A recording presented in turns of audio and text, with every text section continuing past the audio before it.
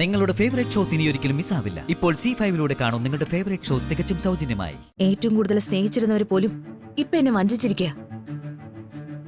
ഞാൻ ആദ്യം കരുതിയത് ഭർത്താവ് മാത്രമേ ചതിച്ചുള്ളൂന്നാ. ഇപ്പോഴാ സ്നേഹം നടിച്ചു കൂടെ നിന്നവരുടെയും യഥാർത്ഥ മുഖം തിരിച്ചറിയുന്നേ. എനിക്ക് ആരും വേണ്ട, എനിക്ക് ഞാൻ മാത്രം മതി. ഞാനല്ലാതെ മറ്റാരോ കൂടി നിന്നെ വേദനിപ്പിച്ചല്ലോ? ഐശ്വര്യാണോ? അവളുടെ സ്വഭാവം പണ്ടേ അറിയില്ല നിനക്ക്?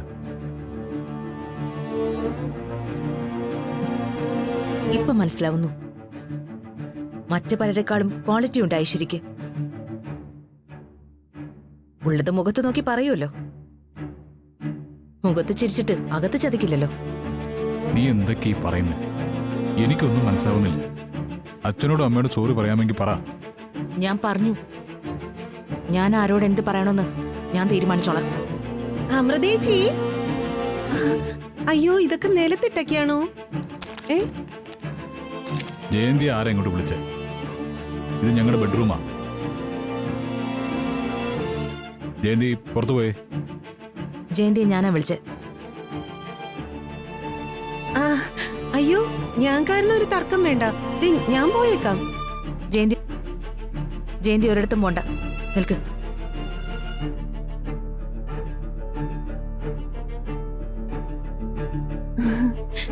സത്യം പറഞ്ഞാലേ എനിക്ക് ചേച്ചിയെ കാണുമ്പോ പാവം തോന്നുക.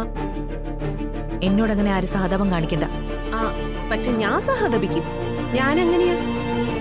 ഒരാൾക്ക് വേണ്ടെങ്കിലും ഞാൻ സഹതപിക്കും. അല്ല, ഇപ്പൊ തന്നെ ചേച്ചി വിളിച്ചിട്ടല്ല ഞാൻ ഈ മുറിയിലേക്ക് വന്നത്. പക്ഷെ ചേച്ചി പറഞ്ഞില്ലേ ചേച്ചി വിളിച്ചിട്ടാ ഞാൻ വന്നതെന്ന്. അത് കേട്ടപ്പോഴേ എന്റെ കണ്ണ് നിറഞ്ഞു പോയി. ഞാൻ പോയേക്കാന്ന് പറഞ്ഞപ്പോ ജയന്തി ഒരിടത്തും പോണ്ട, നിക്കെന്ന് പറഞ്ഞില്ലേ? എന്തൊരു ഡയലോഗാ! മാസ് ഡയലോഗായിരുന്നു. കണ്ടോ കണ്ടോ, അത് കേട്ട് രോമാഞ്ചി ഇതുവരെ മാറിയിട്ടില്ല.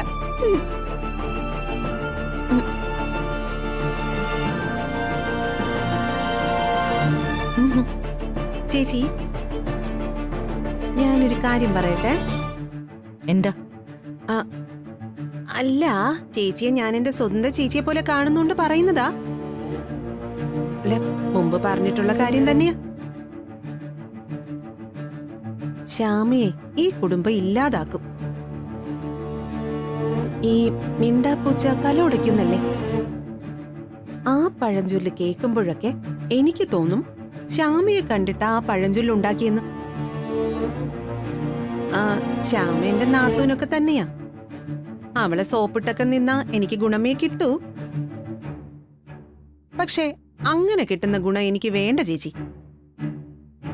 അല്ല, അങ്ങനെയുള്ള ഗുണം ദേഹത്ത് പിടിക്കത്തൂല്ല. മുമ്പ് അവള് വീട്ടിൽ വെച്ച ഒരു കാര്യം പറയായിരുന്നു.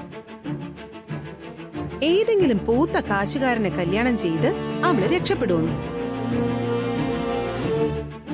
എന്തായാലും അവള് വിചാരിച്ച കാര്യം നടത്തിയെടുത്തു. ഒരു കാര്യം, ഐശ്വര്യയും അമൃതേച്ചിയും അവളങ്ങ് ഒതുക്കും.